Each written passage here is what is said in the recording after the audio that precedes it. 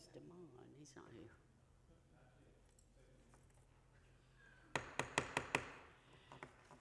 I'll now call to order the special call meeting for Tuesday, February the 3rd, 2026 for the Newton County Board of Commissioners. So if we could all stand, and Commissioner Edwards, would you lead us in the pledge? Allegiance to the flag of the United States of America and to the republic for which it stands, one nation, under God, indivisible, with liberty and justice for all. Thank you. Could I have a motion to adopt the agenda? Okay. And now I need a motion to enter into executive session to discuss litigation. Okay. All right. We'll now. Okay. All in favor? We'll now enter into executive session.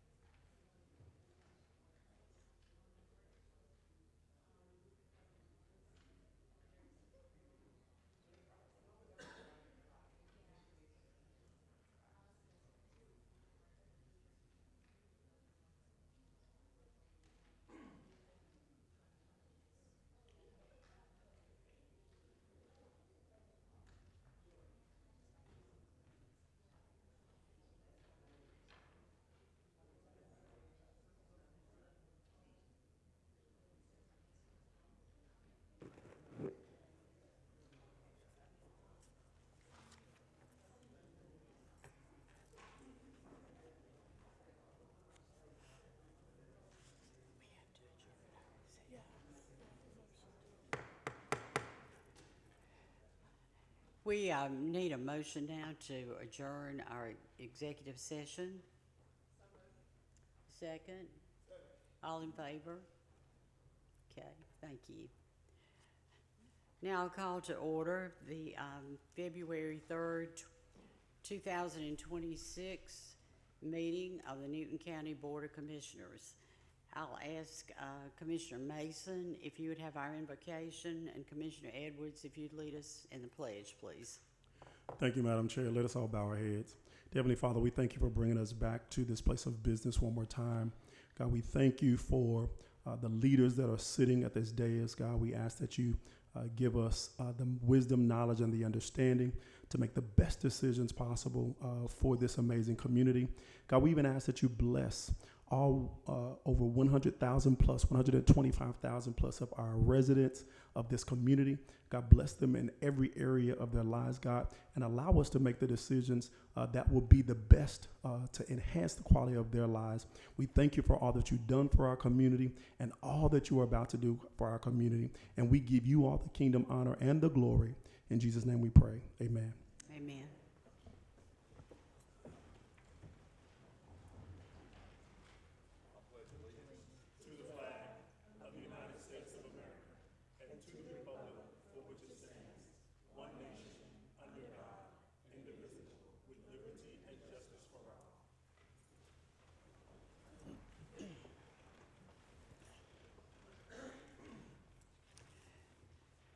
Before I ask for a motion to adopt the agenda, we have two recommended amendments to the consent agenda.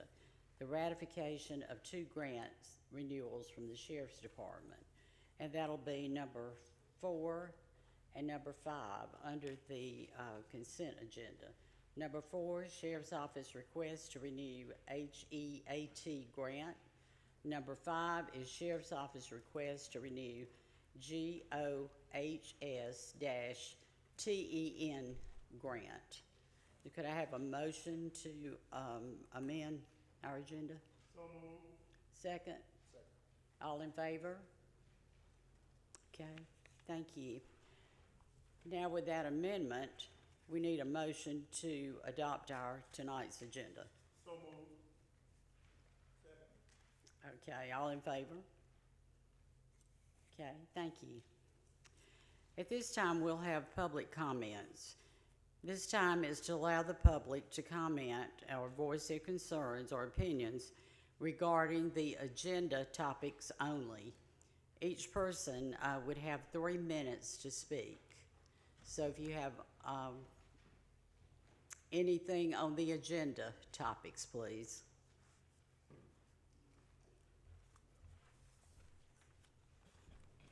Dennis Taylor, District 1, District 5.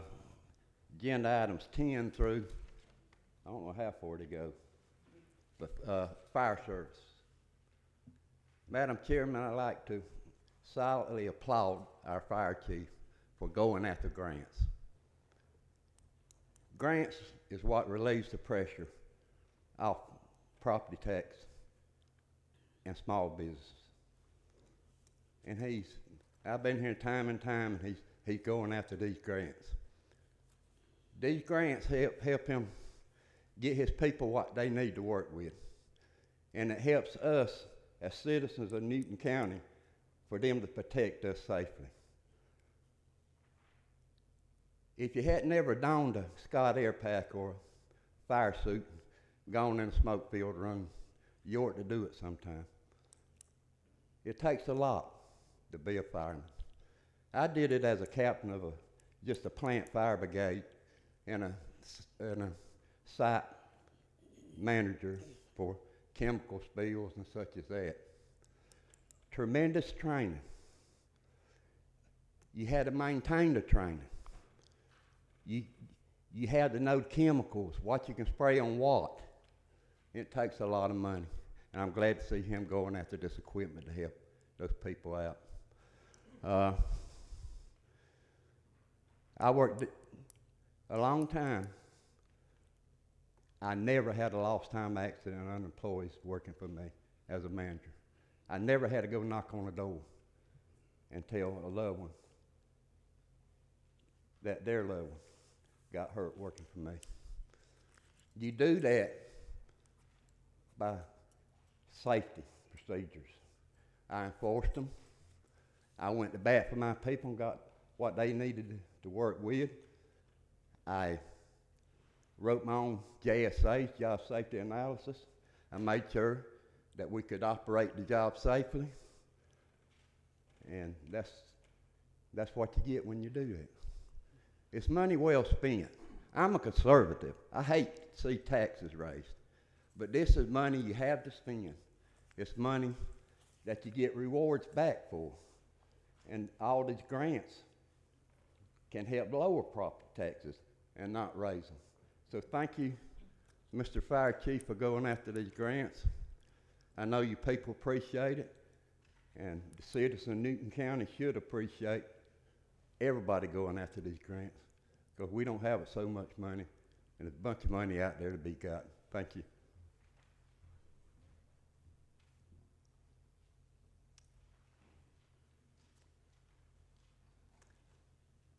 Okay, if we have no one else on the public comments, we'll go down to the chairman's report. I hope everyone stayed safe and warm during all the bad weather. And we sure appreciate all of our employees that work tirelessly to help keep all our citizens safe and warm.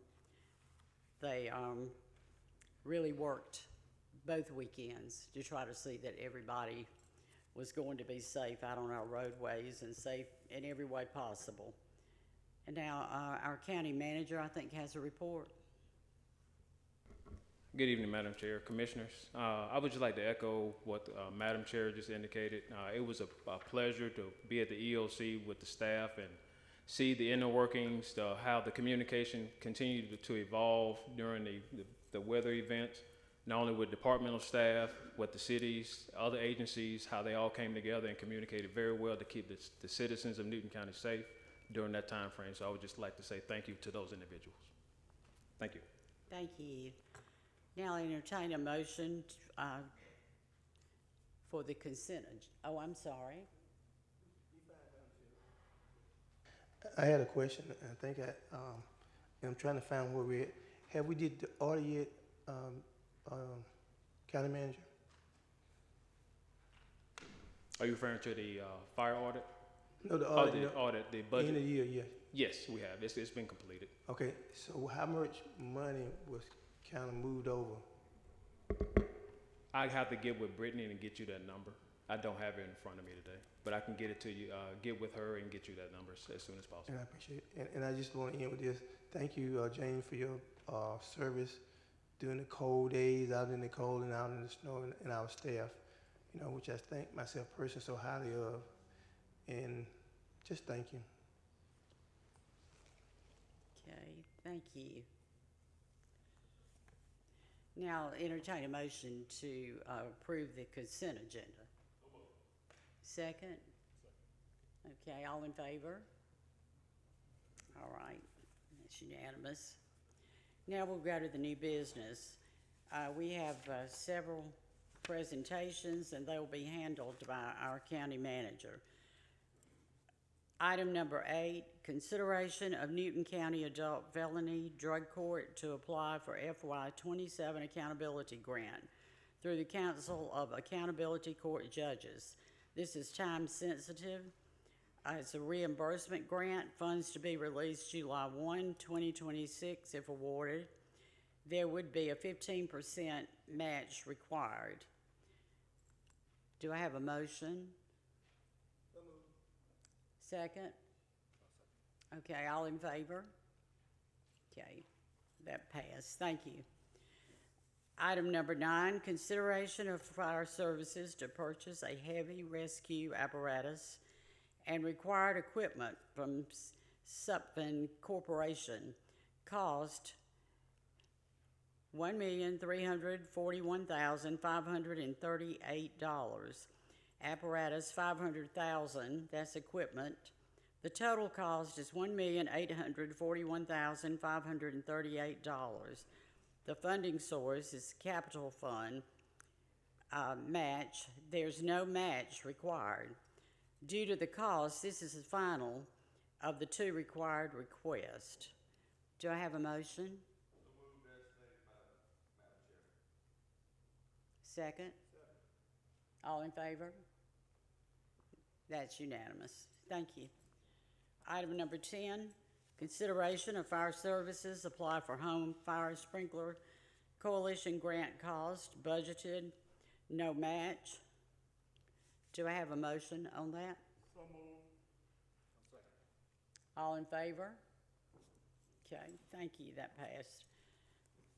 Item 11, consideration of fire services to apply for Congressional Directed Spending Program grant to purchase medical equipment to advance the level of care fire services can provide. The amount of funds to be appropriated via directed spending is limited and the process is competitive. If awarded, grant amount is to be determined. Do we have a motion? So moved. Second? All in favor? Thank you. That motion passed. Item number 12, consideration for fire services to apply for assistance to firefighters grant to purchase Lucas CPR devices for every unit in addition with other medical equipment. Proposed grant amount, $500,000. Funding source would need to be included in the FY27 budget. There is a 10% match required if grant is awarded. Do we have a motion?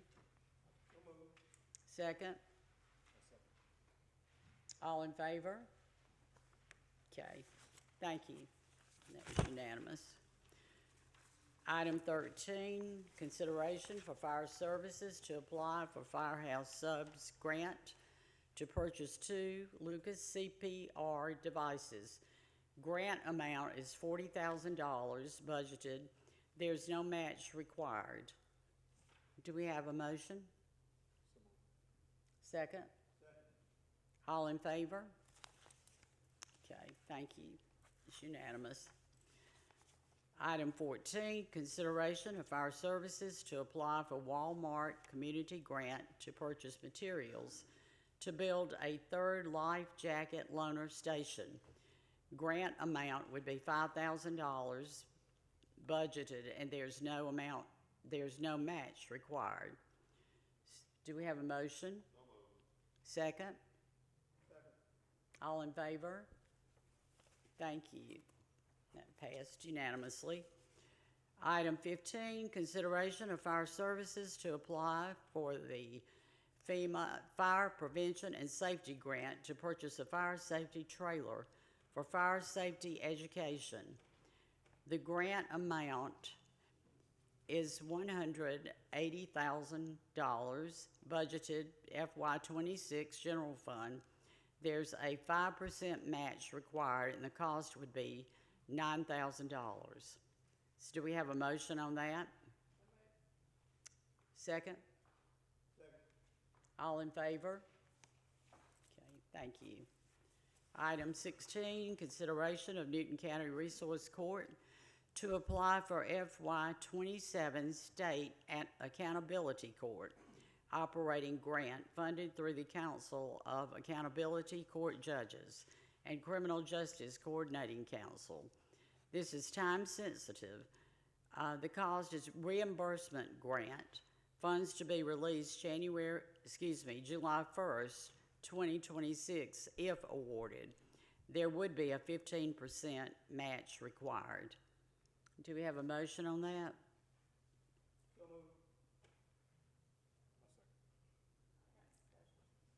Second? Okay, all in favor? You have a question, okay. So, the 15, what's the total amount of the grant? 15% of a bunch could be a bunch. They're gonna apply for the grant. Let's see, did you?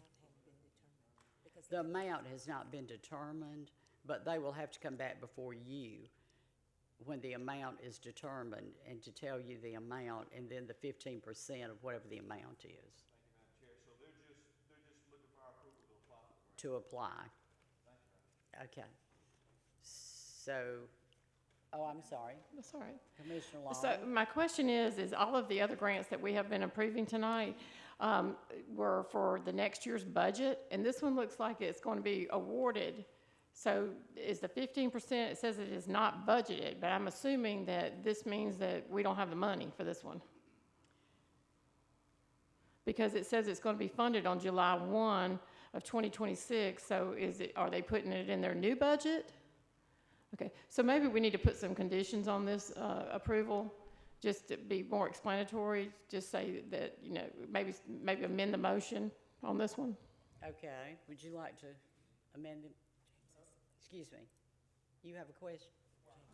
I would like to just give some insight. This is a reoccurring grant that they typically get over the years, so it's pretty much going to follow in how they've typically done on the several previous years, to where the dollar match is still the same. So it more than likely be this exact same as it was this calendar year. This fiscal year. Is it okay for us to add language? This is the grant for July 1st.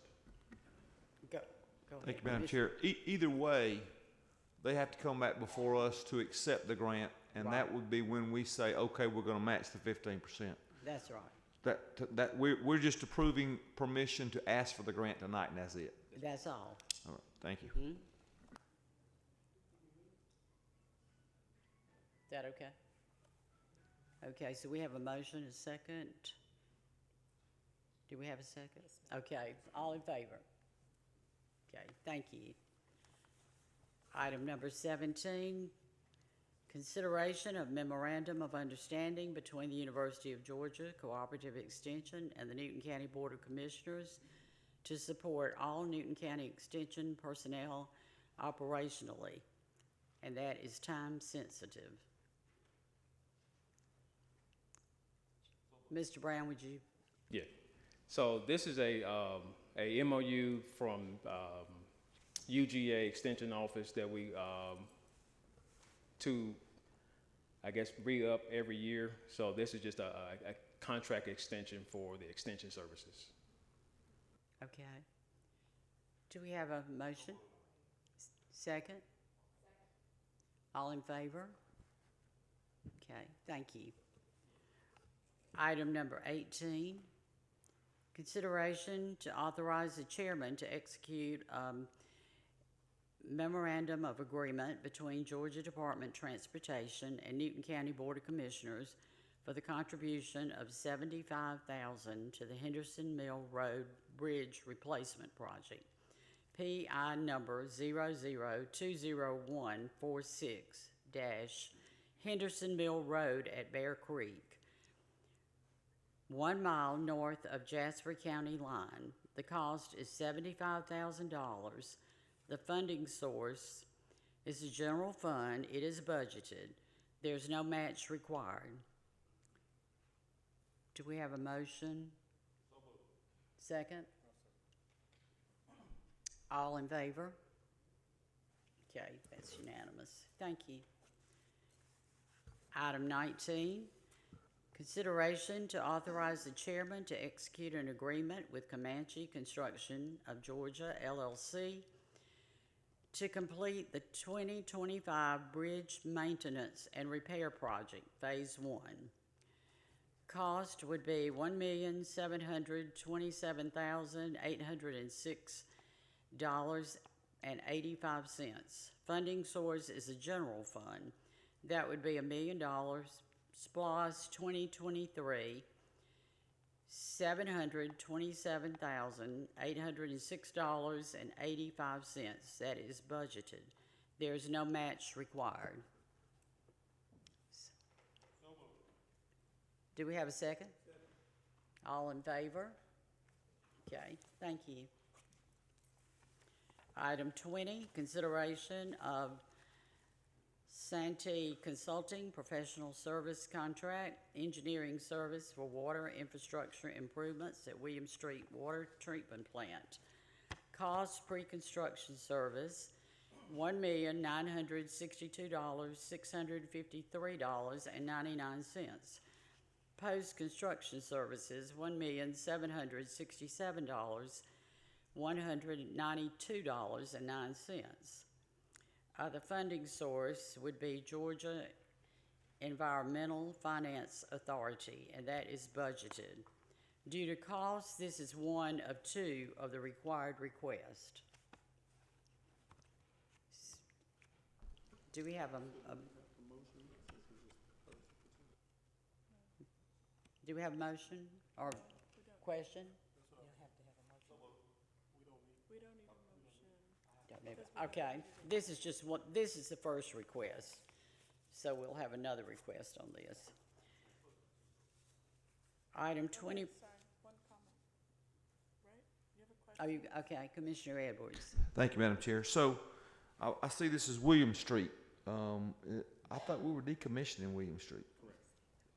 Yeah, this is the engineering services so we have to have engineers to design the deconstruction, the rehabilitation to City Pond, and this also is going to do the rehabilitation to the raw water pump station and diverting that water to Lake Warner.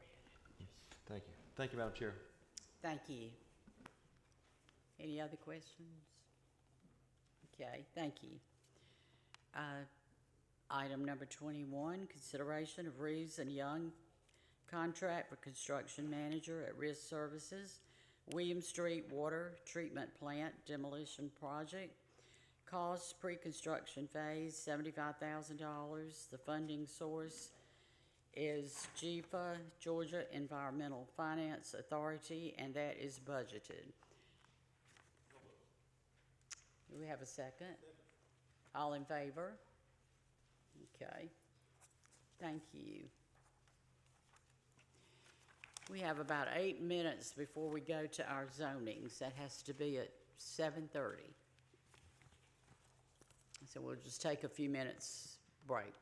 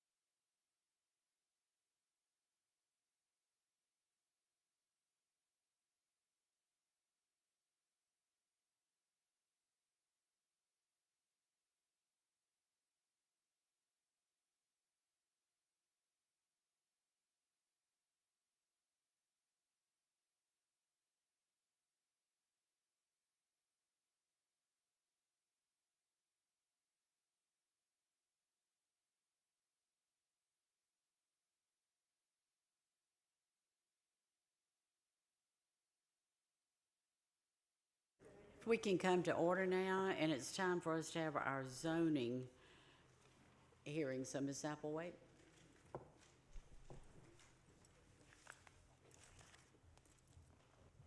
Thank you, Madam Chair. Good evening, members of the board.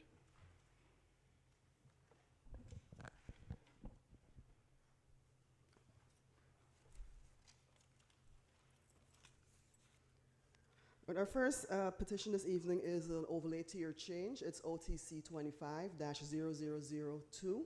It's located at 620 Riverfield Lane, tax parcel 0043038.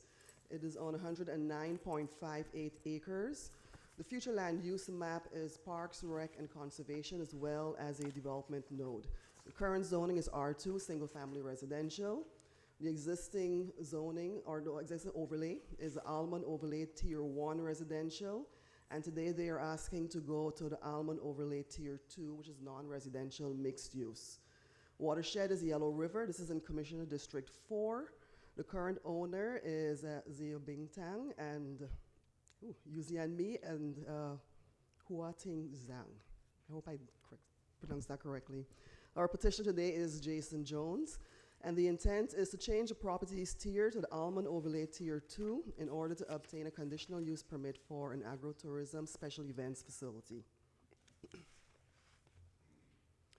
There's a brief history on this. Back in June of 2025, code enforcement received a complaint about ATV rentals in a shooting range and food and alcohol being served at the subject property.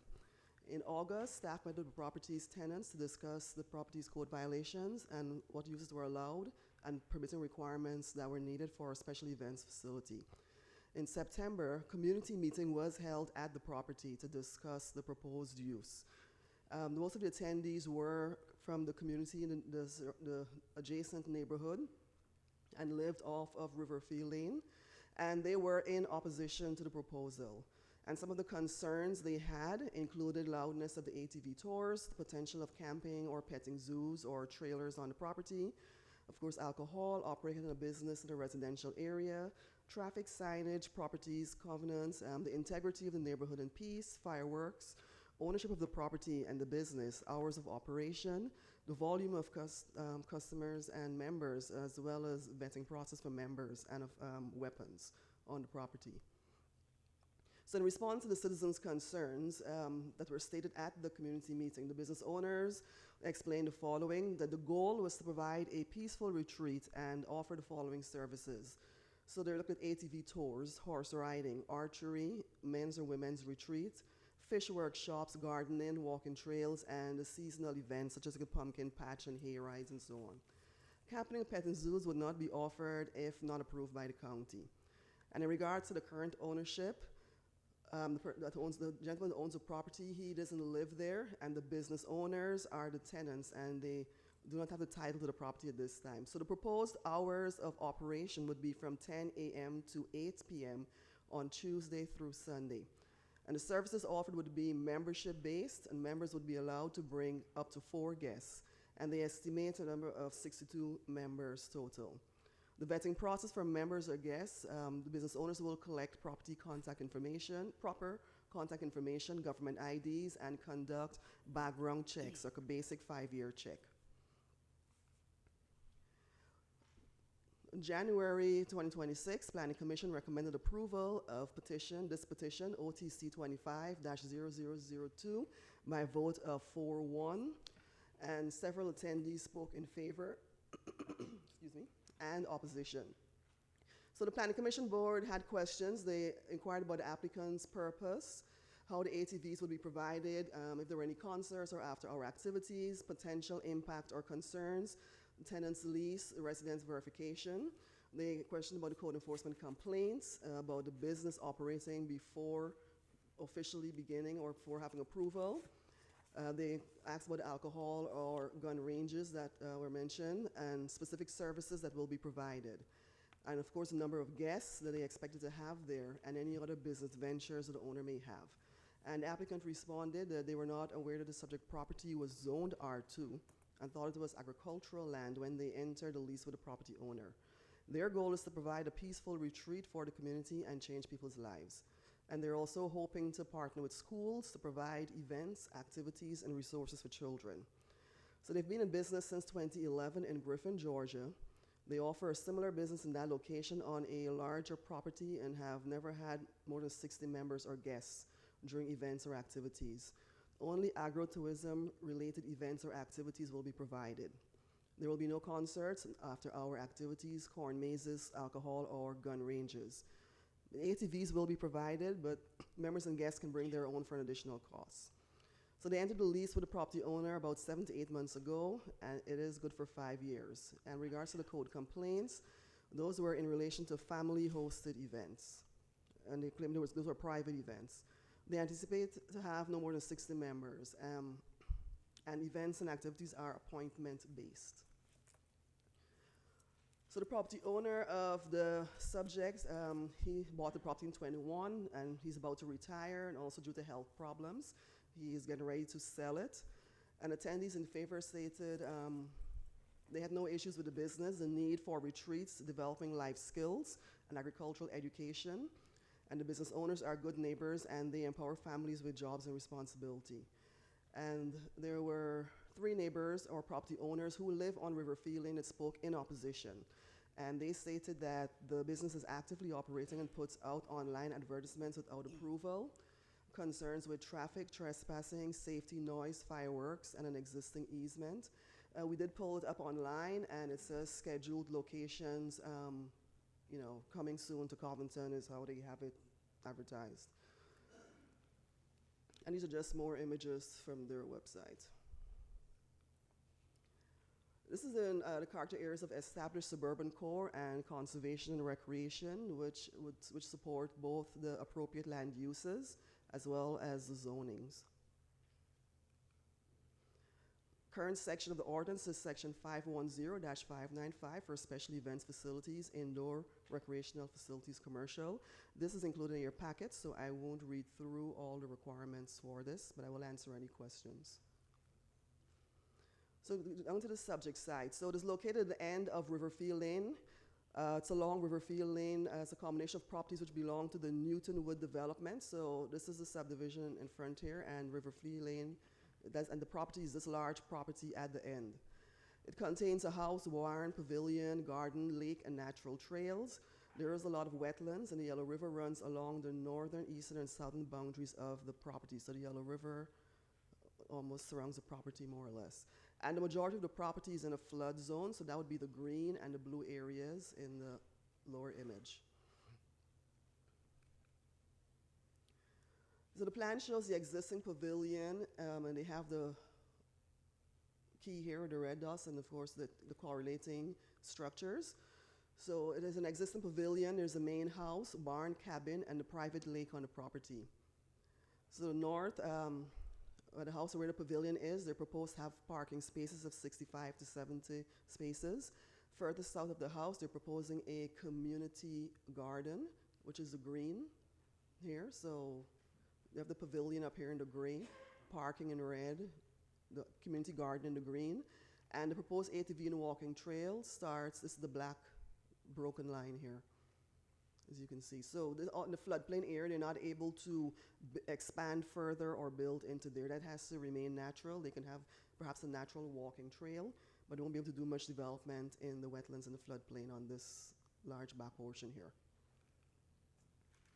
So in the letter of intent, the business is called Outdoor Escape, and they will offer agro-tourism, agricultural education, and outdoor recreation services.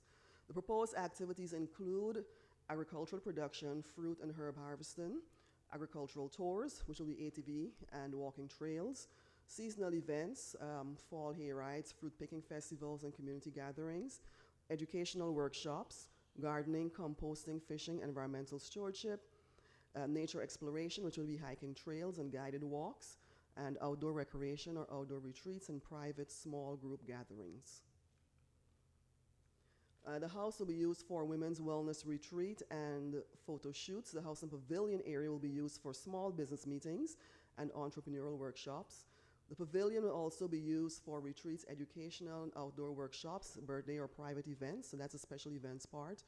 Property grounds to be used for nature walks, foraging activities, wellness activities such as yoga and meditation, and community service programs. The cabin will be used for men's social recreational activities and for staff's personal use. And the barn will store equipment, workshop materials, and event resources. So these are pictures of the property that's after when they were out there. So we have the pavilion they're describing. This is inside the pavilion below. And there's like a barn and a bonfire and a fire pit. And this is the current existing house, cabin, and the parking area, which they will have to, improve into gravel to make it parking. And of course, the lake at the bottom here. So the proposed tier change to the Almond Tier 2 non-residential mixed-use overlay, it will create a contiguous tier because the current subdivision that's there is already in the Almond Overlay Tier 2. It supports the proposed agritourism special events use of the conditional use permit. However, it should be noted that the majority of the property owners in the adjacent Newtonwood subdivision on Riverfield Lane are in opposition to the proposed use due to concerns for traffic, noise levels, guest attendance, and safety. The property is to the rear of the Newtonwood subdivision, and access is on the only road through the subdivision. Recommended conditions. Should the petition be approved by the Board of Commissioners, it should be approved for an overlay tier change to Almond Tier 2 overlay conditional, subject to the owner's agreement to the following enumerated conditions. Where these conditions conflict with the stipulations and offerings contained in the letter of intent, these conditions shall supersede unless specifically stipulated by the Board of Commissioners. 1.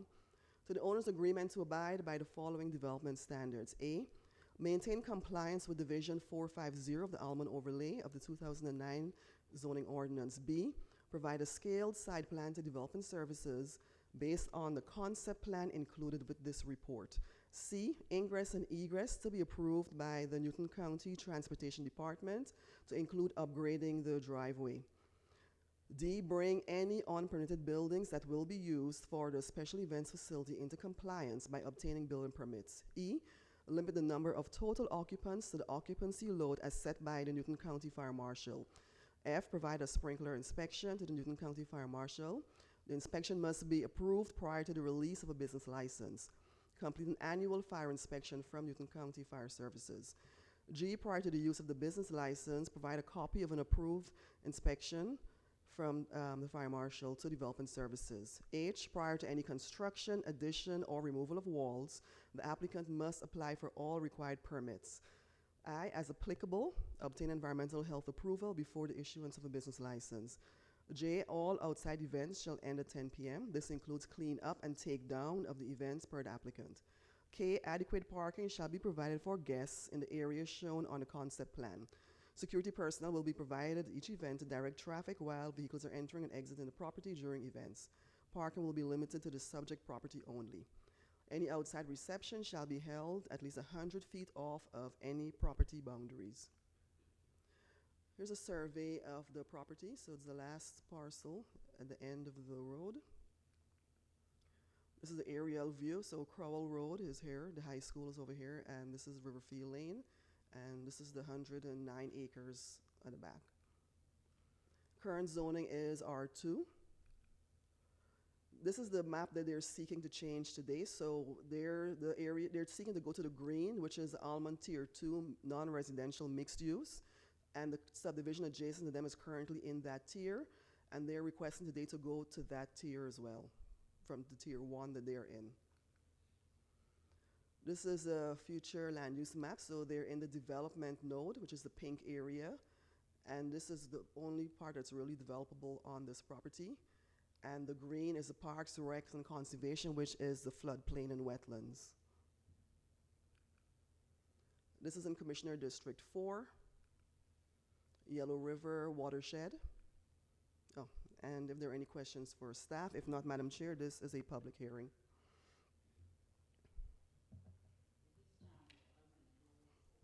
Public hearing. Anyone wishing to speak in favor? There will be 10 minutes total for anyone who wishes to speak in favor of this zoning.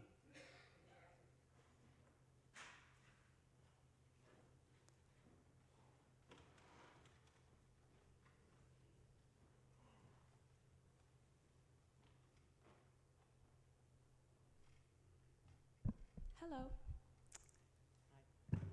Thank you for your time, first of all. I am a representative from the Outdoor Escape Experience, and I just want to tell you a little bit about us in addition to what Ms. Applewhite already told you. The Outdoor Escape Experience is an exclusive members-only location that provides community connection through play, release, and relaxation in a natural landscape. As mentioned, we are located in the back of the subdivision, and we do have a wraparound driveway that allows us to minimize traffic and not crowd the rest of Riverfield Lane. Our business is focused on expanding Newton County's tax base while keeping the rural feel the board has vowed to protect. Our business structure places near zero strain on the current county infrastructure. We have no needs for new road construction or heavy water usage or anything else additional provisions that the neighborhood that already utilizes. Our business structure aligns with Newton County's 2050 Comprehensive Plan for the Unified Development Ordinance, which aims for predictability and code consistency. Our request is one that ensures zoning and tier consistency. Every parcel in the subdivision is already zoned as non-residential mixed use, and our property is the outlier. In an effort toward reaching the UDO's goal of unified land use, we are seeking a tier change to harmonize with the rest of the community. Our business is rooted in ecotourism. We provide access to natural trails, archery, fishing, gardening, and other outdoor activities that people who otherwise wouldn't experience the outdoors in our way. We have always operated in a way that preserves the natural landscape around us. We firmly believe that our mission is what will be considered a preferred green development and would be a positive addition to the Newton County Land Conservation Plan by implementing economically productive use of our parcel. In closing, we are hoping to make this tier change represent a win-win situation for Newton County and our business. If granted, it aligns a lone parcel with its neighbors, it protects green space through ecotourism, and it grants a small business access to aid in the preservation of the neighborhood through a sustainable, low-impact business model. Thank you. Okay.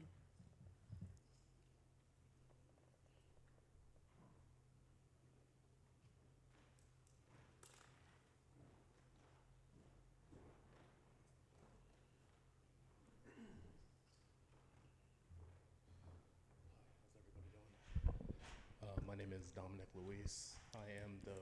Can you speak up just a little bit? Yeah, my name is Dominic Luis. I am the producer for Outdoor Experience. And honestly, my time there has always just been, really enjoyable. And for me, sorry, this is my first time here. So honestly, I really do think every time I really reflect on Outdoor Experience, it's always been a piece of peace. And I know that if any guys ever had the opportunity to be there, you guys would enjoy your time. But I know for me, it's always been, an enjoyable experience, especially walking down the trails. But to be honest, it just makes sense to align with the zoning of everybody else. But hey, that's not my place. But I yield the floor, really reconsider. Thank you. Thank you.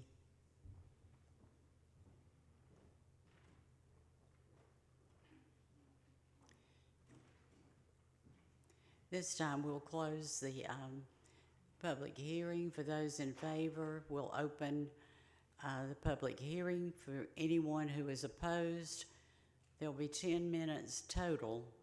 So if there's anyone that wishes to speak in opposition, now would be the time.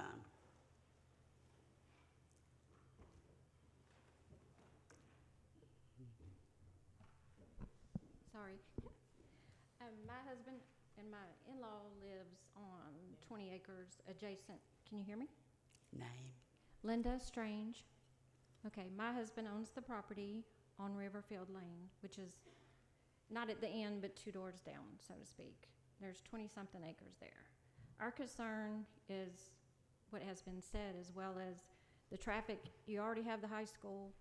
There's no, decel lane. Y'all have apartments going up right there. I mean, we have grandchildren that play out there. I mean, the property is already being used for a business, and they don't have a license. We've already had trespassing you know, my concern is they're doing a business out there and it's a residential area. I mean, you already have apartments coming in, traffic, noise. We've already complained about that. And they've also said they've been in business since 2011, correct? Can I ask a question? It said on your presentation they've been in business since 2011 in Griffin? Okay, because they had someone speak at the last meeting how great it was, whatever, so I did an open records request. I got it back today. There's no such business in Griffin. They have, says they've served food and there's no license. Sorry, I don't speak in front of people, so I get a little nervous. But it's just a residential area. My mother-in-law's lived there 25 years. I mean, I understand small business, all for it. But you got the high school right there, kids, the safety, all of that is just, I don't understand how they don't own the property and we're allowed to let them change the property permit when they don't own the property. They're leasing the property. Or is that allowed? I mean, I don't know the law on that. I don't see how we can allow people that who rent property to go in and change it, and then when they're gone, then they're gone. And we're the ones, affects our property values, all of that. So, you know, we do have a concern. We voiced it. We don't know what else to do other than, we're trying to save the integrity just as they're saying. It's a residential neighborhood. Do you have? Yeah, I'm Mike Strange, and like I said, we got the largest parcel out there. Me and Wayne Stokes. Wayne lives right beside me, and they come in here. They only been living there for 7 months, and come in there and go advertising as the largest ATV riding experience in Newton County, and this thing's been publicized. And the drinking, they don't have a liquor license, they don't have a food permit, they don't have a business license to operate this thing down there. And they was doing it in Griffin. My wife called and got verification through the open records that they had no business license to operate in Spalding County at all. So they've been doing this illegally the whole time. And, you know, the drinking, the firearms, and there's a school within, it's just right across the street from Riverfield Lane. Riverfield Lane don't have a decel lane. There's no, you know, there's elderly people that live over there. And, you know, it's just a bad situation because it's down at the dead end of the street. It's where the cul-de-sac is. People live right beside where they're at. Where the cul-de-sac is, they only have 10 foot, and that's 10 foot to get into the place. There's one way in and one way out, and that's down Riverfield Lane. That's a public street, but you know it's not a good situation because you mix all those four-wheelers, alcohol, and you know, doing all that down there, shooting, somebody's gonna get hurt down there. And I'm sure that the property owner don't know all this is going on. And you know, if he does, and there's no way I would let nobody get on my property and have all that going on. I understand that they want to have a few more things on there, but these are main concerns for me as a property owner. And we've had this property for 26 years. And like I said, I got the largest tract down there, other than that tract at the end of the street. And it's all residential. There's no commercial in there. And these people got large tracts of land, got money invested, houses. I mean, you know, it's not a little bitty quarter-acre lots. I mean, we got quite a bit of land. So you know, and a lot of that's floodplain down there, and it's not feasible to use. And these people coming in down there, you have no way of checking to see if they've criminals. At the last meeting, they stated that somebody had gotten out of prison. Somebody got up here and verified, said he got out of prison, and they was down there, and it helped them tremendously. Well, you got a school right across the street. That's not a place for that to be going on, and those four-wheelers and drinking and stuff, that's not a good place. That's all I got to say. Okay, thank you. Mm-hmm.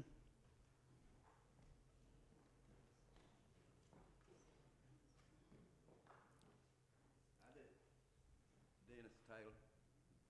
I had no intention of speaking on it, but I didn't know about this till I seen some of my property on the map up there off Sycamore Trail. Kind of wondering why I didn't get noticed. My concern with any property on the Yellow River in this county is water displacement. You start putting stuff on it, and you don't absorb the water on that property, then you displace it on the other homeowners. A lady from the 3rd District was up here several months ago talking about how every time it rains, she's a brave lady, it happens all the time, how every time it rained, her property, her yard was underwater and her septic tank wouldn't flush. Y'all probably remember that one. And she's brave because she come in and spoke about it. But I don't know a lot of details on this. I can't speak a lot. Again, it's on the opposite side of the Yellow River from where I'm at. But if these people are concerned, then I hope y'all listen to them. Thank you.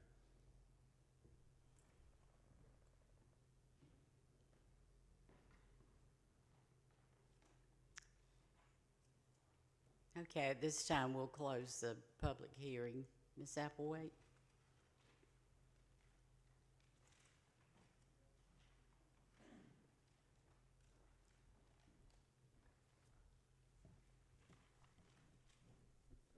Do we have, This is District 4. do We'll we make, have a motion?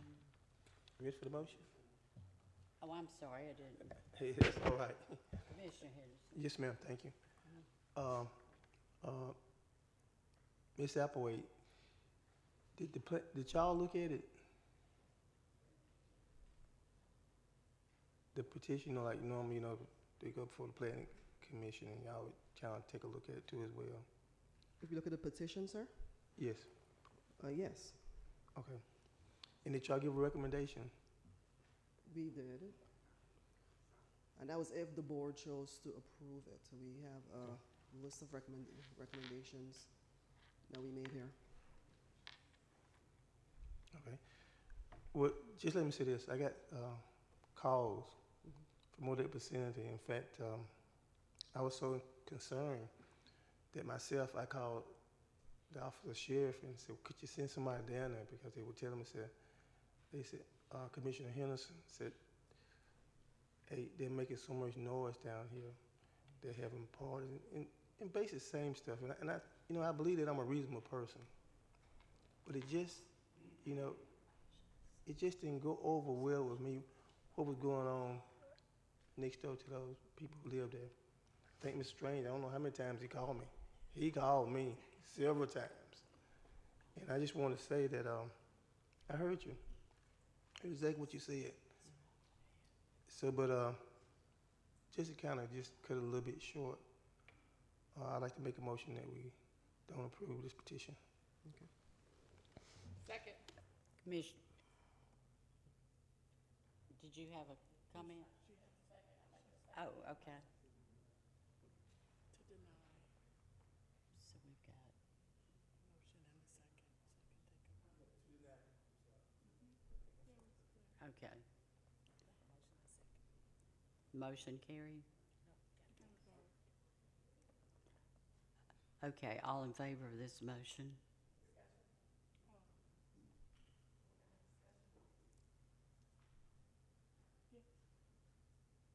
Just real quick on this, we've had a couple of these come before us before, and I just want to state that I am not in favor of businesses in residential areas. And the fact that they don't have a license and they've been doing it for 7 months, nobody knew about it, we're not inspecting food, we're having alcohol, all kinds of things. It's unfortunate, but you have to get all those things looked at before you start a business. You can't just start a business on a piece of land. And so I think that, certain areas require certain businesses and you've got to have everything done. I just checked the Secretary of State's website. I did not see the business registered on the Secretary of State's site either. There's just a lot of steps when you open a business. And, you know, in residential areas, we've had many of these people come before us that are wanting to do these event centers, and they're around people's homes. So we have to find a place for these event centers and a purpose for them. So this is why I did a second to deny the motion. Commissioner Mason. Thank you, Madam Chair. I concur with my fellow colleagues. I think looking at where this is located, the place, and I didn't even see in the presentation where there were any type of buffer that was even set up to be a certain foot away from these homes. And so it sounds like, from even what I'm hearing Commissioner Henderson saying, is that there have been a lot of residents that are basically saying that it has been an issue with this particular business being there. And so I think Commissioner Henderson is doing the right thing, and so we just have to support him. Thank you. Okay, so we have a motion to deny. We have a second. And so all in favor of that motion? Okay, thank you. Ms. Applewhite? Thank you, Madam Chair. Our next petition this evening. This is a rezoning case, REZ 25-000010. The companion case, which was a flume, FLU 25-000004, was previously held and approved. This is located at 3400 and 3396 Highway 212. It will be on 2.689 acres total. The tax parcels are 0032037C and 0032037E.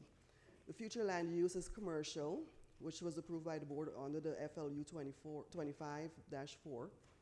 The existing zoning is neighborhood commercial and agricultural residential. The proposed zoning is highway commercial. Character areas emerging suburban. It's in the South River Watershed, District Commissioner 1. The owner is Georgia Petro Operations, LLC, and our petitioner is Ragupal Damidi. The proposed use or intent is to rezone both properties to highway commercial in order to develop a convenience store with gas pumps and a restaurant. In May of last year, a minor plat was approved to subdivide 1 acre from 615 County Line Road to create 3396 Highway 212. In July of 2025, the Planning Commission meeting was canceled. It was then held in September, where the Planning Commission recommended approval of the companion case FLU 25-00004 by a vote of 4-0. And the purpose of that petition was to amend the future land use map only for 3396 Highway 212 from rural, residential to commercial.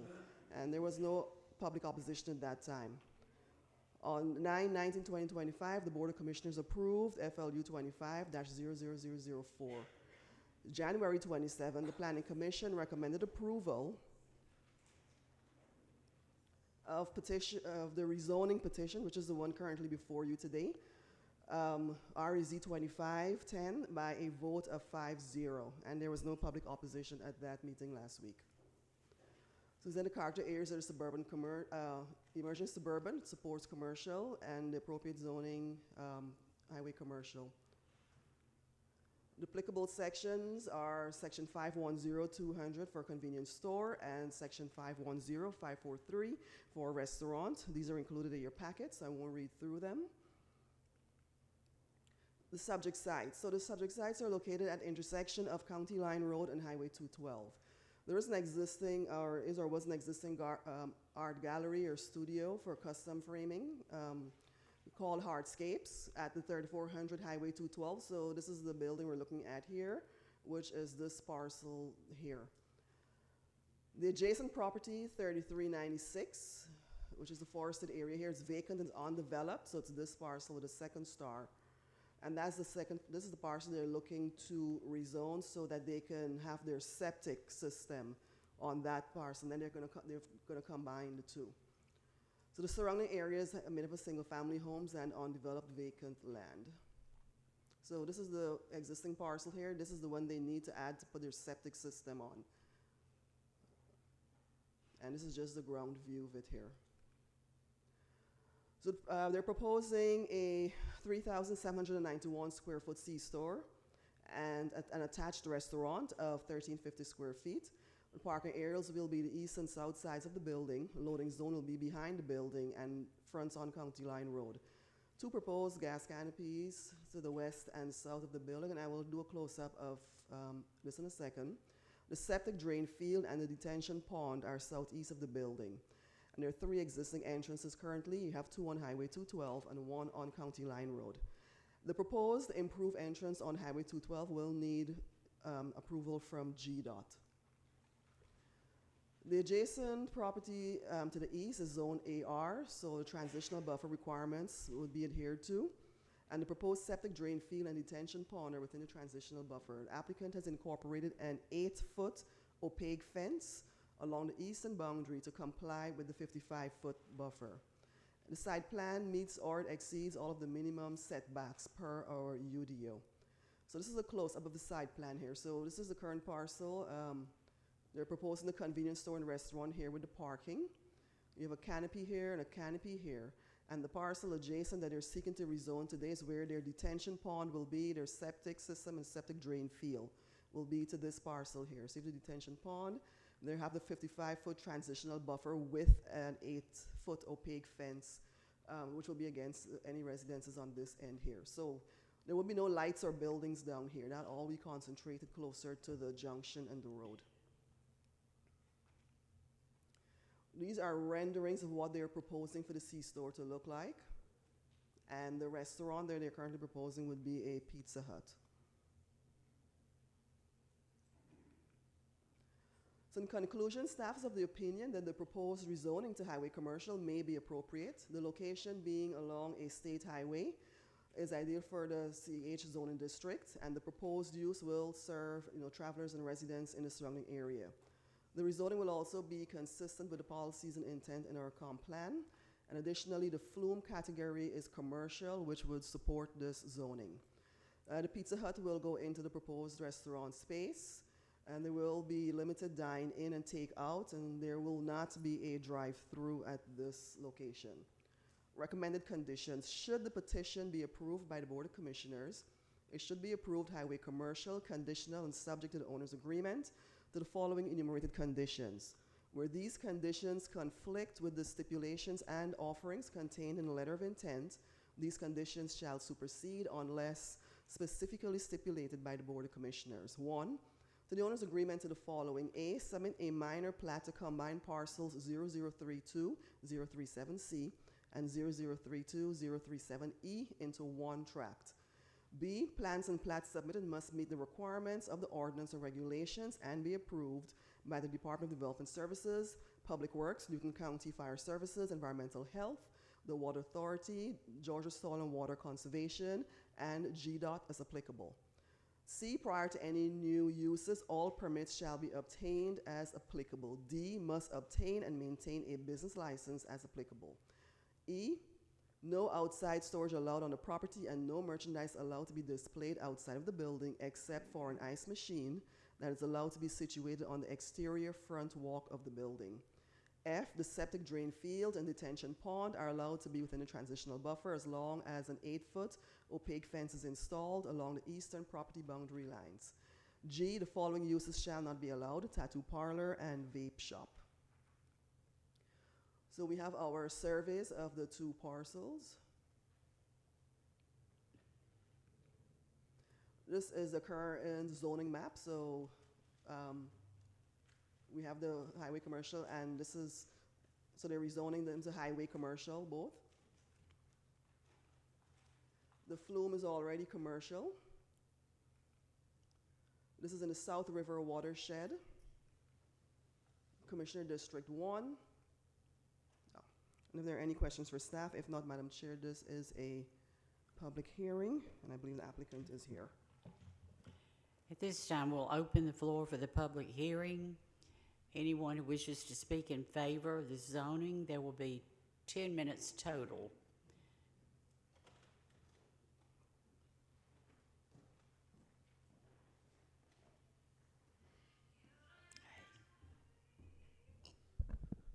Good evening. My name is Raghu. I'm the owner of Georgia Petrol Operation LLC. I'll be doing this project, and we'll be integrating Pizza Hut in there. And as you see, we're going to work with we're going to create some employment, and we're going to hire some local help, and we're going to run a clean business. We're not going to run any vape shops or anything like that. We're going to be clean cut gas station and food. Okay. Okay. Thank you. Thank you.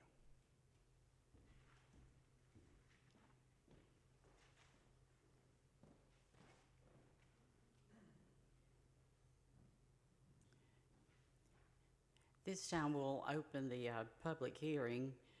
If there's anyone who wishes to speak against this zoning, there'll be 10 minutes total.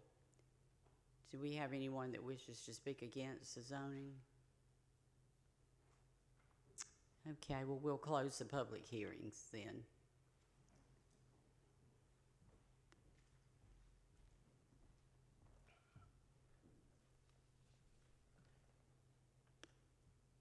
This is in District 1, Madam Chair. Do we have a motion? Thank you, Madam Chair. I'd like to make a motion to approve REZ 25000010 with staff recommendations. Okay, do we have a second? All in favor? Oh, wait, excuse me, Commissioner. Yeah, I have comments. Thank you, Madam Chair. So, just today, we've been through this process since last June, I believe it is. I had some constituents raise some concerns, traffic and the fact that we have within 2 miles on either east and west of this location. I've been to this location several times. That we have a total of 3 gas stations and convenience stores already.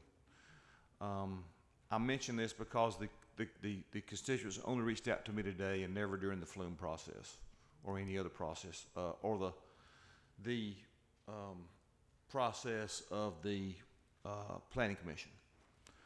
So I say all that to say this: if we're gonna object to projects, objecting to those projects needs to be well out front so I can digest those issues and understand those issues and maybe present something different to the, or maybe work with the owner to come up with something different. Thank you, Madam Chair. I just want to make those comments, make that clear, because I'm going to catch it tomorrow, I'm sure. Thank you, Madam Chair. Thank you. Do we have a second? We've already got a second. Okay, all in favor? All right, thank you. All opposed? Thank you. 1 opposed.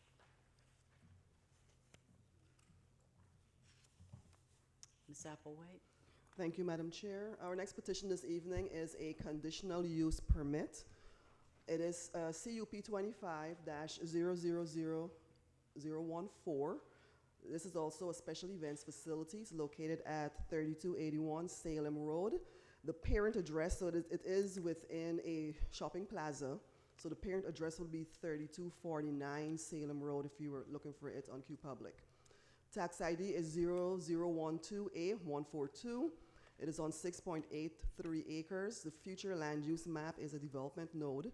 The zoning is highway commercial, Salem Tier 2 moderate commercial overlay. Watershed is the South River. This is in Commissioner District 2. The owner is Salem Square LLC. Our petitioner is Shondell Allison.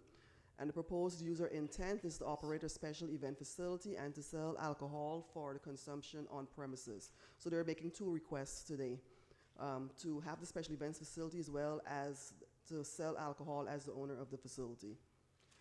Just brief history: on January 27, the Planning Commission recommended approval of this petition by a vote of 5-0, and there was no public opposition. The applicable section is section 510-595, special events facility, indoor recreational facilities, commercial. This is included in your packet, so I won't read through them.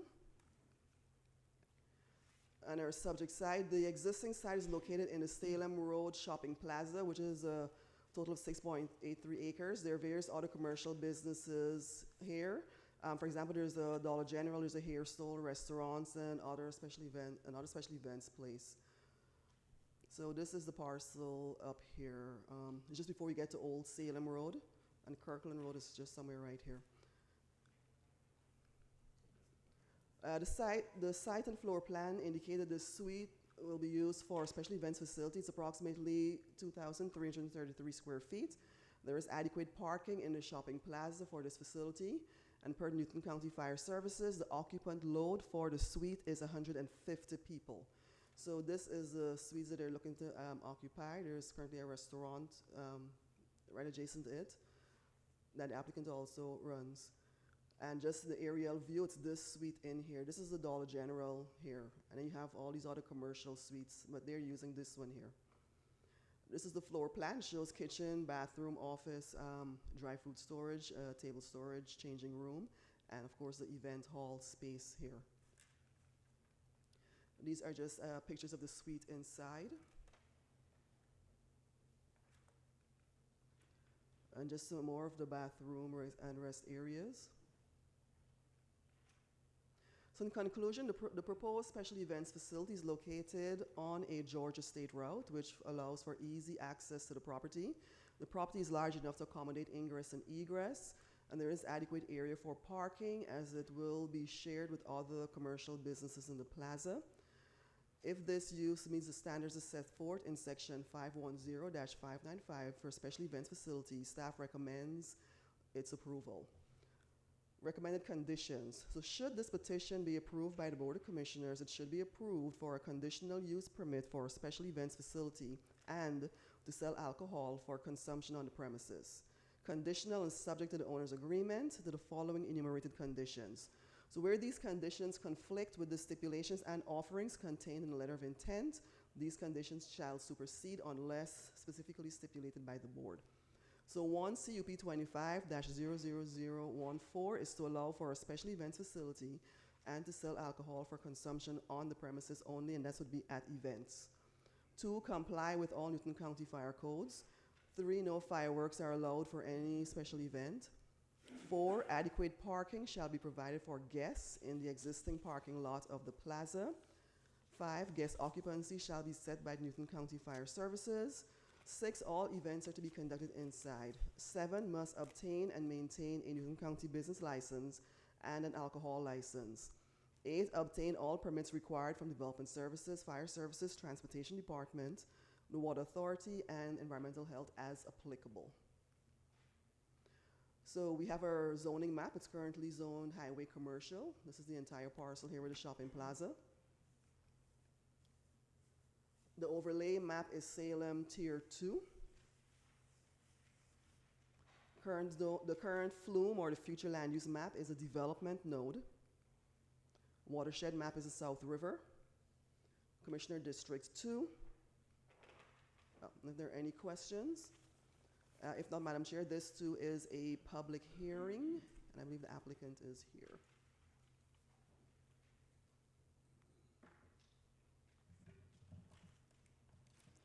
At this time, we'll open the floor for the public hearing. All those that are in favor of this zoning, there'll be 10 minutes total.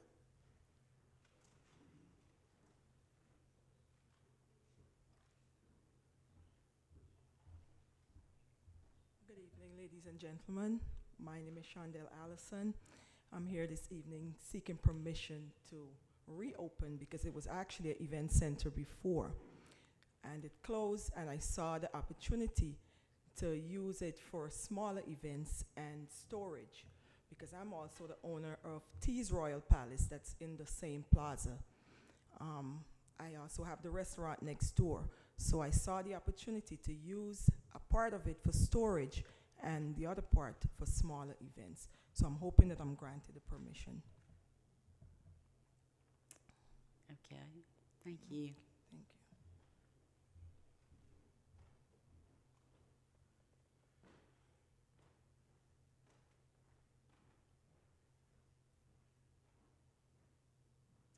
At this time, we'll close that portion of the public hearing and we'll open the next portion. If there's anyone wishing to speak against the zoning, there'll be 10 minutes total. Okay, we'll close that part of the public hearing then.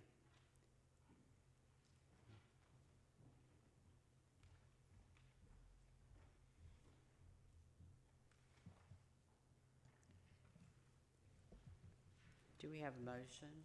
Thank you, Madam Chair. I move that we approve CUP 25-000014 with staff recommendations. Okay. All right, all in favor? Okay, thank you.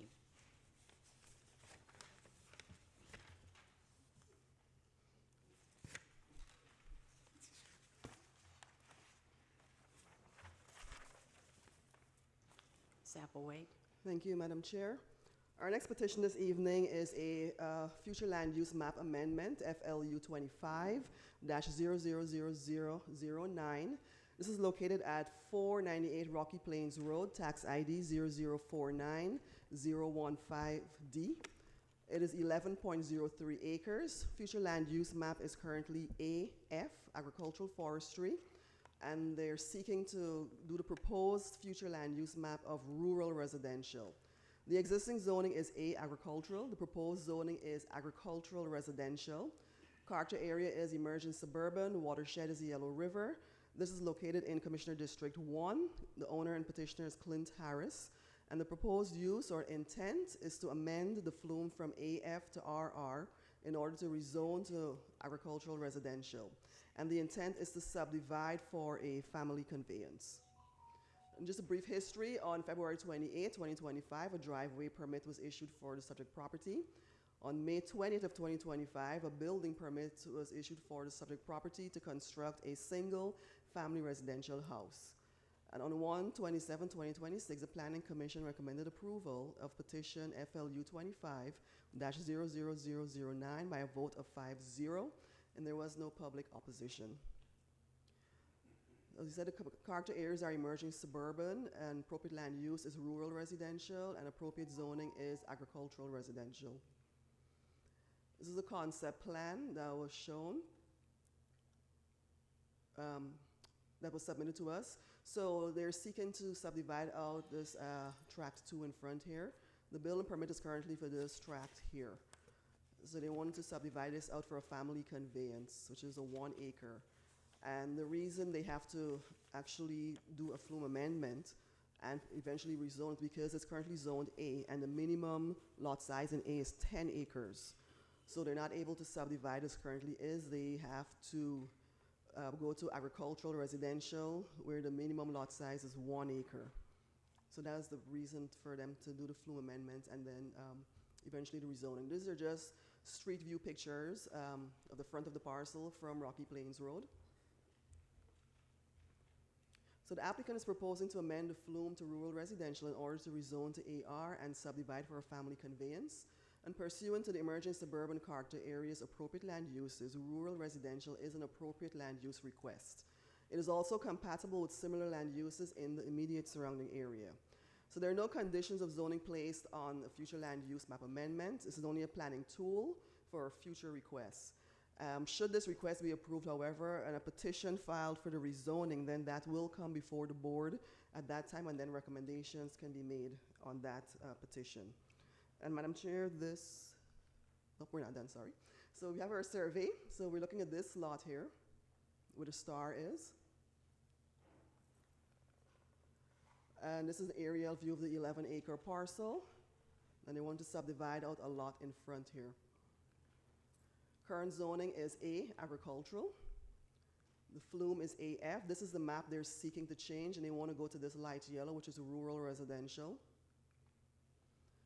It's in the Yellow River watershed, Commissioner District 1, emerging suburban character area.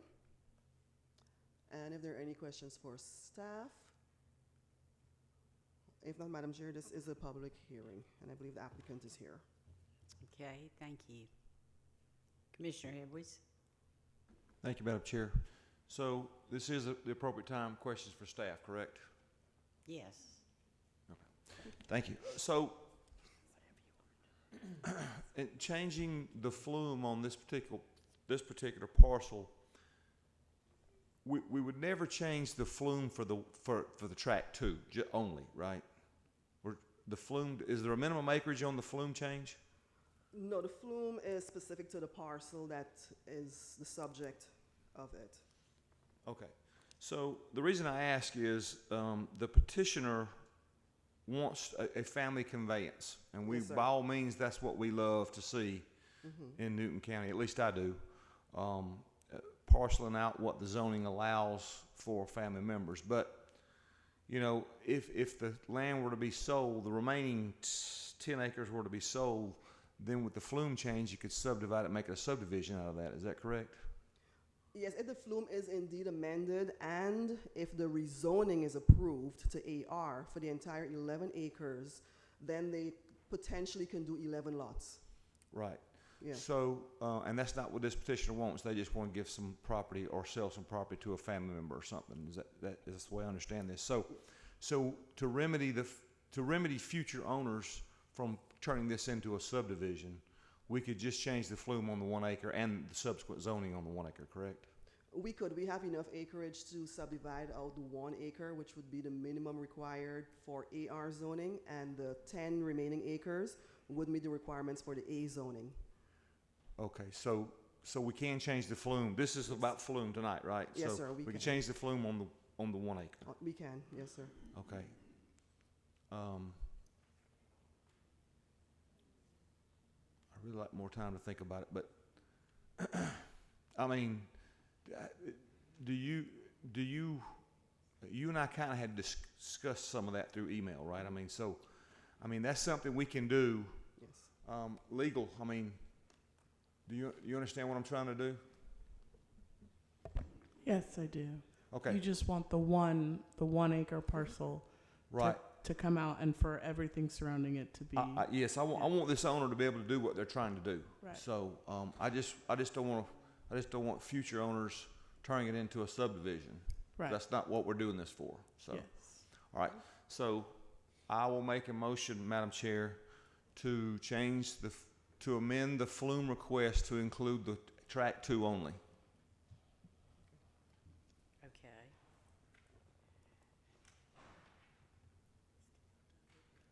Do we have With staff Okay. recommendations. okay, I think we're gonna have to have the public hearing. This is a public hearing, yes, ma'am. Okay, all right, and with that. Oh, after that. Okay. I'm sorry. Thank you, Madam Chair. That's fine. Okay, now we'll open the floor for the public hearing. Anyone wishes to speak in favor of this zoning, there'll be a total of 10 minutes.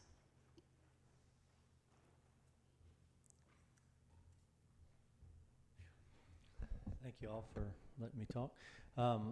My name's Clint Harris. I am the owner of that property. Yes, I am trying to take an acre for my elderly mother and my father to come up because they are in the early stages of dementia. So, and I do understand what you were asking, you know, making the land next to us and stuff like that as a kind of more commercial to me. But the valley of that whole entire second area, that's why I didn't buy that one. I moved over is because it's a complete valley. My property drains to it. Also, the 3 and 4 that has been bought already by one person, and I've spoke with them too. They don't plan to build anything but one house. They're retired service members. But yeah, that's what I wanted to just say. I mean, you know, if it gets approved, thank you. I'm trying just to be able to get my mother and my father up here. You know, they take care of me so long in my life. I'd like to be able to take care of them. So that was what my goal is, and I'm just trying to follow the rules of, you know, Newton County and everything. So I've gone, you know, through a couple mishaps, not knowing everything, and then trying to learn as I was going. So I'm here now and trying to get all the information as much as I can. So I appreciate your time. Thank you. Thank you.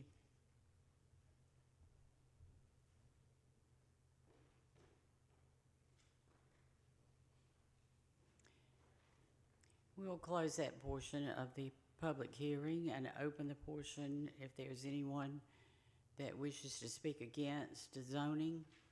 There'll be a total of 10 minutes. Okay, seeing none, we'll close that part of the public hearing. Do we have a motion? Thank you, Madam Chair. At this time, I'd like to make a motion to restrict the flume change to the track 2 only with staff recommendations. Okay. Do we have a second?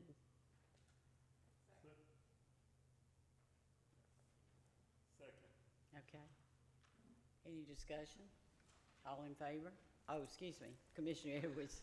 Thank you, Madam Chair. Now, Shana, I do not believe this precludes the owner in the future for other onesie, twosie lots for other family members to come back and make the same request before us again. Is that correct? Yes, they would have to come back to amend the flume again. But he'll be able to do that. This does not preclude him from doing that, correct? No, it doesn't, sir. They have a right to come before the board. All right. Thank you, Shana. Thank you, Madam Chair. Okay. All in favor? Okay. That's unanimous. Thank you. Ms. Applewhite? Thank you, Madam Chair. Our next petition this evening is a rezoning. So this case is REZ 25-00011. The companion case was already heard. It's a future land use map of future land use amendment, FLU 25-000008. The locations are 91 and 100 Edgefield Lane, tax ID 0043-048A and 0043-057. Parcel sizes respectively are 0.55 and 0.51 acres. Future land use map is high density residential, which it was just recently amended back to that. There's no zoning currently. So just a brief background, this property was actually, these two parcels were de-annexed from the city of Covington. And when that happens and they come back into the county, there's no flume, there's no zoning on them. So we have to allocate that zoning. So staff is actually going to be the petitioner tonight for this particular case here. So the flume was already approved to be HDR, which is high density residential, and of course there is no zoning. We're here to allocate that tonight. We're proposing multifamily residential district, which is in line with the remaining parcels in this subdivision. The character areas live work corridors in the Yellow River watershed, Commissioner District 4. The owner is Stanley's Property LLC. Petitioner is Newton County Development Services. And the proposed user intent is to assign the RMF zoning district to the properties that were de-annexed from the city of Covington. Back in July of 2025, the BOC approved the proposed de-annexation request to de-annex 91 and 100 Edgefield Lane from the city of Covington to Newton County. In August of 2025, the City of Covington Council, they approved the de-annexation request for the same addresses. And in October of 2025, well, the Planning Commission meeting was canceled on that date. It was then held again in December of 2025, where they recommended approval for the flume by a vote of 4-0. So the purpose of that petition was, again, to assign the HDR flume to both properties. There was no public opposition. And then on December 2nd, the Board of Commissioners approved the same flume petition to go to high-density residential. And in January of 2026, the Planning Commission recommended approval of this rezoning petition by a vote of 5-0 for it to go back to RMF. And there was no public opposition. So this is our subject site. These are the two homes that were de-annexed from the city. And they're located in a cul-de-sac off of Edgefield Lane. And the whole street, including the subject lots, they contain multifamily units. This is our aerial here. So these are the two lots at the very end here that now sit with no zoning. And this is just a street view. Character area are appropriate, live, work, which accommodates high-density residential. It also accommodates the zoning of RMF. And in conclusion, staff is of the opinion that the proposed rezoning to RMF, which is multifamily residential, may be appropriate based on the similar zonings and uses in the nearby area. The rezoning will be consistent with the policies and intent of the comprehensive plan. Recommended conditions. Should this petition be approved by the Board of Commissioners, it should be approved multifamily residential district, conditional and subject to the owner's agreement to the following enumerated conditions. Where these conditions conflict with the stipulations and offerings contained in the letter of intent, these conditions shall supersede unless specifically stipulated by the board. 1, to the owner's agreement to the following. Construction, subdivision of land, or any type of development shall meet the requirements of Newton County Zoning Ordinance, the development regulations, and other ordinances and regulations as applicable. So this is the survey that is existing. So this line here shows where the city's boundary was. So they've now returned these properties back to the county. This line here shows where the city boundary is. And there you see it going through the property again. This is our zoning map. So RMF, the rest of the subdivision is in multifamily, and there's no zoning on these, so it would be compatible to just put them into the same zoning. The flume is HDR. This was already approved. Watershed is Yellow River. This is in Commissioner District 4.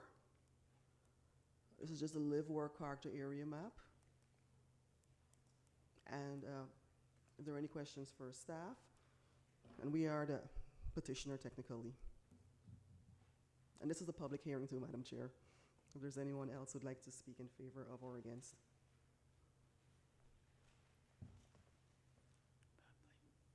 This is a public hearing. And we're the applicant. At this time, we'll open the public hearing. There'll be 10 minutes total. Anyone who wishes to speak in favor of this zoning.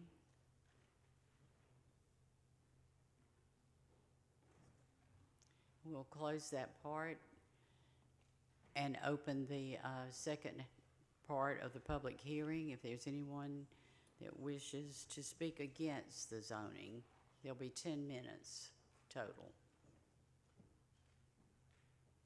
Okay, hearing none, we'll close that part.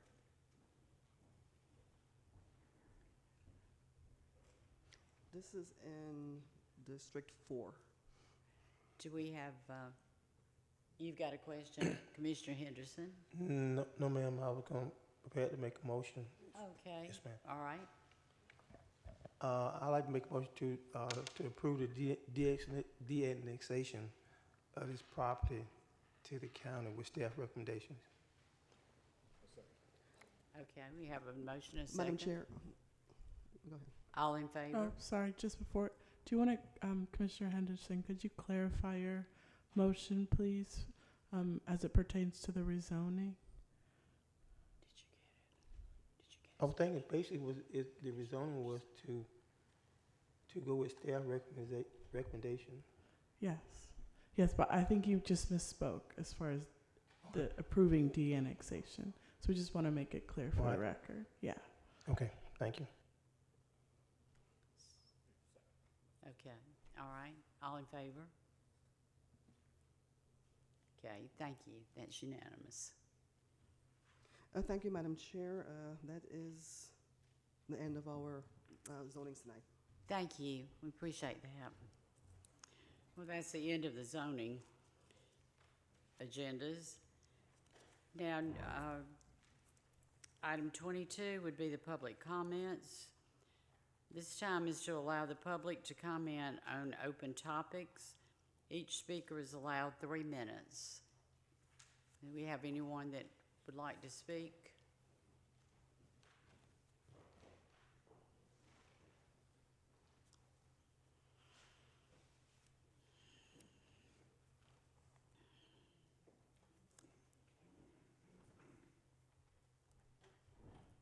Good evening, Denise Williams, Newton County resident.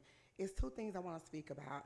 The first thing I want to speak about is during the zoning hearings, I guess this would be for you, legal, on the OTC 25-002, it was 7 minutes remaining for the applicant to come back and rebuttal with the people that was in disagreement that was opposing the development, and they was trying to yield from the floor that they had something to say. So I don't know if y'all didn't see it, but because they spoke something about the owner, and the owner was here trying to speak on the record. And also, what Brian Fazio passed out, this was per our conversation, County Manager James Brown at the last meeting.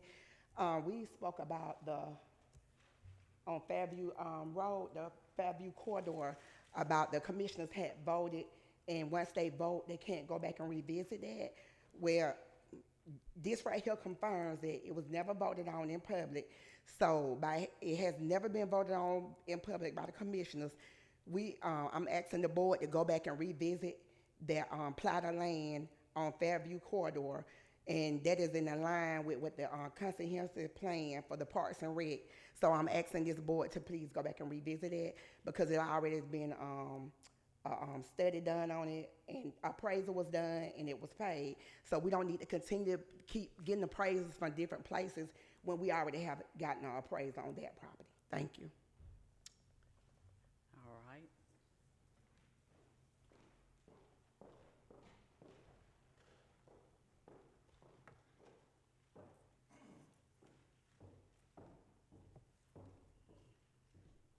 Good evening, Honorable Board. On behalf of President Barbara Collins, I am Elena Sanders, Chair. And I'm Terry Webb, Co-Chair. We are members of the Social Action Committee of the Covington Area Alumni Chapter of Delta Sigma Theta Sorority Incorporated. We came out today in solidarity to activate civic engagement. We are intentionally called today Social Action Day at the Board of Commissioners. Our presence here is purposeful. We want residents throughout the service area to understand that local government is important. The decisions made at this level impact our daily lives, our families, our neighbors, and our future. Civic engagement is not optional. It is a responsibility we all share. Today is about encouragement to stay informed, to stay updated, to ask questions, and to activate participants in the process. When communities are engaged, they are stronger. When residents are involved, the government works better. Our chapter proudly serves both Newton County and Walton County, and we believe it is important to be present, visible, and engaged in the communities we serve. We also want to thank you for the work that you do for taking the time and stepping up and serve. Public service requires dedication, accountability, and commitment, and we truly appreciate your willingness to lead. At this time, I would like to acknowledge the members of the Covington Alumni Chapter who are present with us today and ask that they please stand so we may be recognized. Okay. Thank you. We look forward to continuing to show up, supporting community-focused efforts, and building a strong relationship between the Board of Commissioners of Newton County as we work together to serve our community.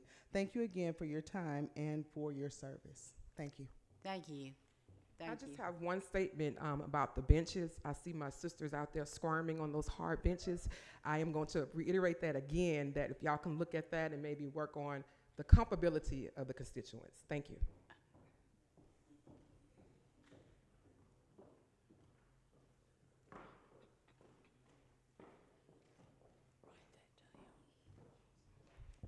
Good evening, Board, Chair. Good evening. Maya, Newton County resident. I again want to reiterate that we need to revisit the West Side Youth Facility. The funds are available. But I really came up here to talk about the UDO and the fact that it expires on August the 19th, 2026. And there are things that still need to be done. There are a couple of phases that I identified, and that's for phase one would be the foundational work, where we finalize, the BOC formally decides what type of developments are allowed again, where they're allowed, and what capacity, infrastructure, and impact limits. Second, we need to complete a technical study, and that should be done by the county manager and staff. Staff must complete and publish water and sewer capacity analysis, traffic roadway impact thresholds, school impact coordination framework, fire EMS service radius, and response standards. That's all a part of phase 1. Phase 2, drafting and legalization. At minimum, the county needs UDO amendments, overlay districts, concurrency ordinances, phasing and vesting results. Phase 3, public process and adoption. That's most important to the constituents that you all represent. The deadline for that should be around July, given the deadline is August. You need to hold advertised public hearings, clearly explain what replaces the moratorium, what protections are permanent, and what is still restricted. What we should not do is wait until summer 26 to start drafting, letting staff study without direction, ending moratorium without enforceable ordinances, adopting vague policies that can't be enforced, allowing a flood of applications during that transition window. A simple way to see this is the moratorium was a pause. The ordinance are the protection. And we have no idea where you guys are at with that today. And we have approximately 7 months. Let the people know where you're at. On your site, it just says in progress. What type of progress has been made thus far? What is your ETA plan to get us where we need to be before the deadline comes? Thank you.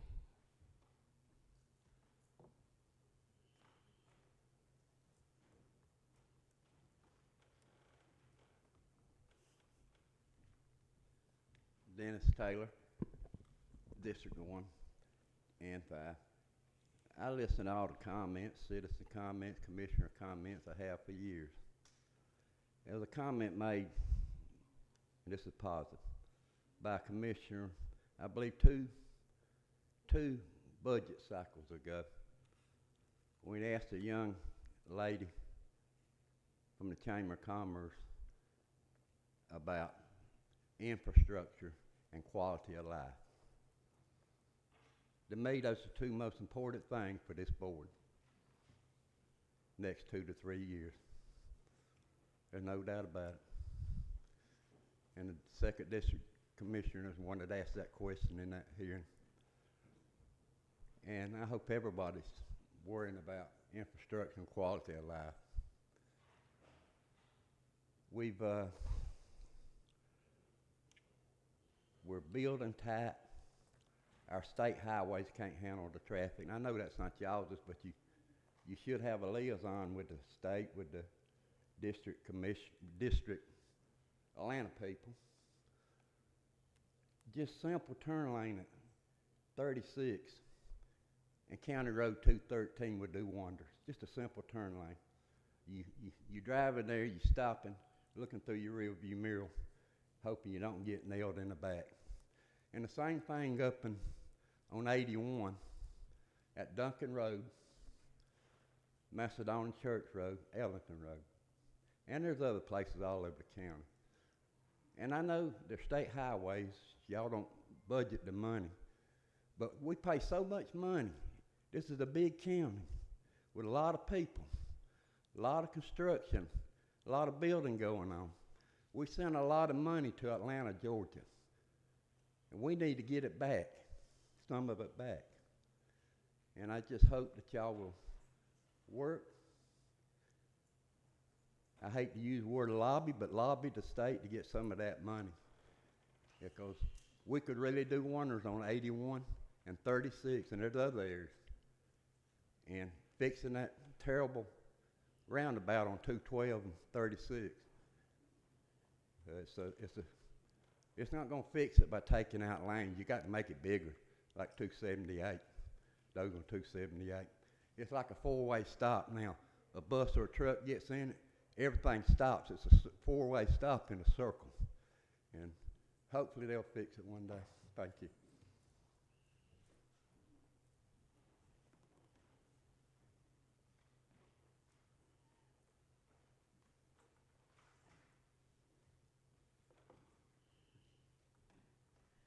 My name is Maddie Goggins. I'm from Nelson Heights. I want to thank each and every one of y'all for the construction and everything you all did out there to our community building.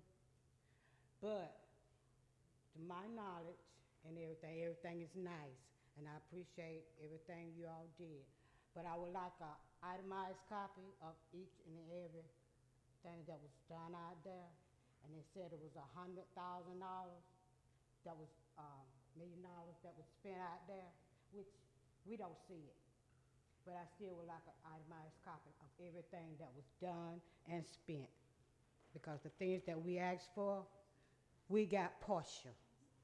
We didn't get what we asked for. It's just partial. And that's all I'm asking. It's just for a copy of it.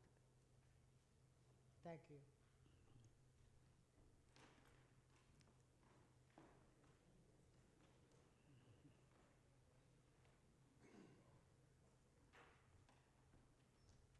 Hello, my name is Natravius Smith, address 6150 Water Oak Circle, Covington, Georgia 30014.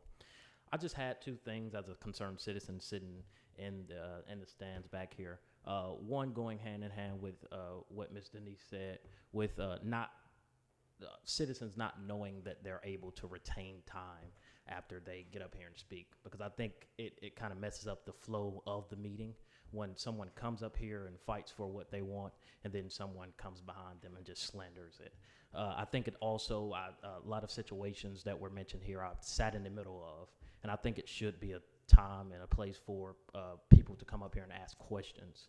I think to email a commissioner and have to wait 3 days, or to email a commissioner and have to wait when you can come in and ask a question about why a decision was made, or why you sided one way or why you sided the other, just cuts out a lot of things that we don't have to do.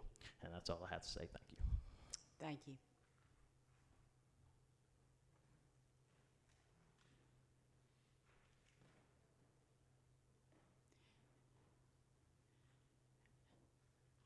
If that's all the citizens' comments, then we'll close this portion of the meeting, and we'll go to our board comments. Commissioner Edwards. Thank you, Madam Chair. I will be brief. First of all, I'd like to echo the comments of our county manager and some of the other commissioners about not only our public works, our facilities people, our sheriff's department, our fire department, our partners in the city of Covington, Mansfield, New Bern, Oxford, and Porterdale. Over the last 2 weekends, really, you got to see your tax dollars at work. I mean, literally.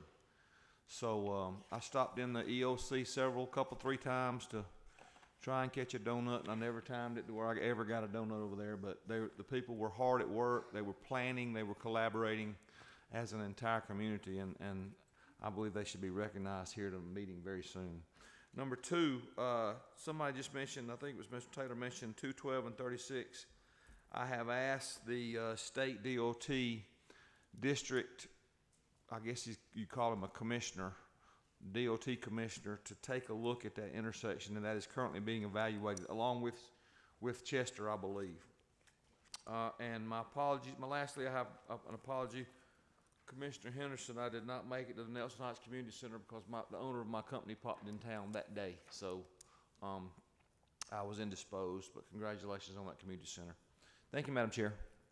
Thank you. Commissioner Mason.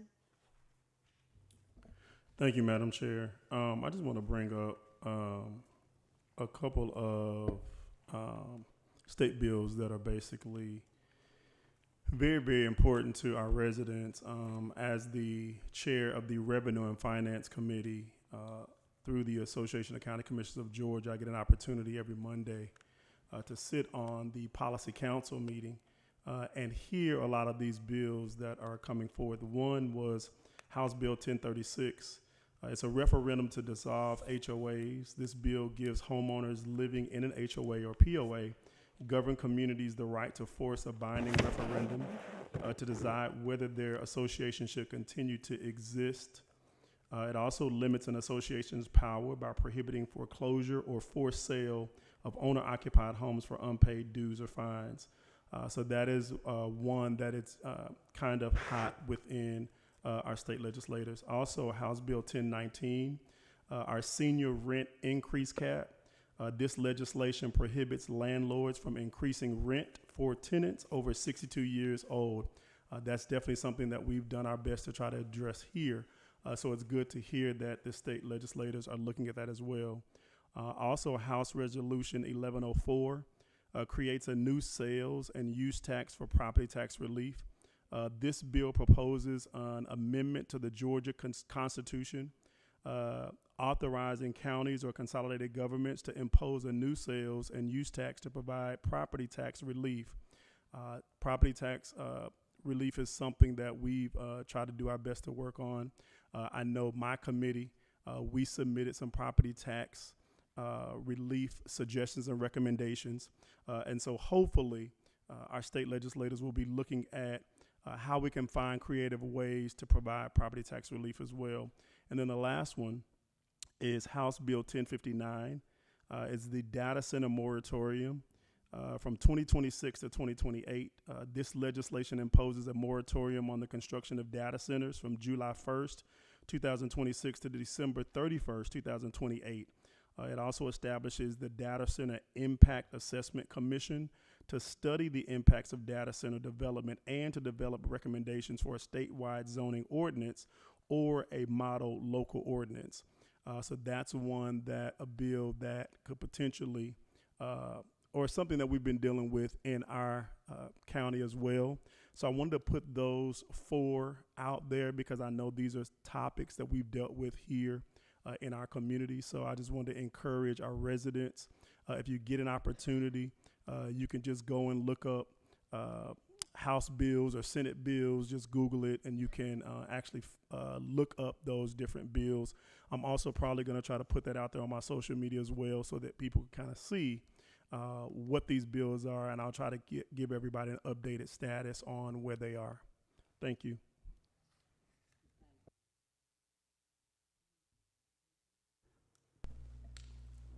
Thank you, Madam Chair. First of all, Commissioners, I want to apologize not making that. I was kind of tied up myself, and like I say, congratulations. I'm deeply rooted. I was actually born in Nelson Heights and raised up in Grand Acre. So I just want to say congratulations on that. Thank you. Commissioner Henderson. Well, since I can just talk a little bit about it, Madam Chair, it was a great day for my constituents in the citizens of Newton County. And as I had said while I was there, that it shouldn't have took 3 years to do some work on a community center that in a community where kids just really need to help. We got to step up to the plate. And I just want to add this, and I ain't gonna talk too long because I think everybody ready to go home, myself included. When we talk about taxes, yes, we can depend on somebody from the state or ACCG to offer something up to us. And believe me, I went to ACCG about 20 years. And but it's what we can do right here at home. There was no reason to be a tax increase. There was no reason for the older ladies to come up here and say, "Well, get y'all go down on my taxes." If you would go down on my taxes, so I won't be put out of my home. So, but I'm gonna get with the county manager, and we're gonna have a town hall meeting in District 4. Maybe it's Spring Hill, maybe it's Nelson Heights, maybe it's R.L. Cousins, and we're gonna talk about the data centers. We're gonna talk about our taxes and what we can do as a community, working together with the Board of Commissioners, make those a thing of the past. Thank you. Thank you. Commissioner Long. I'm good. I'm not feeling good, so thank y'all for all the support for District 5 that y'all give me. Okay, do I have a motion to adjourn? So moved. Second. All in favor? Thank you all for coming.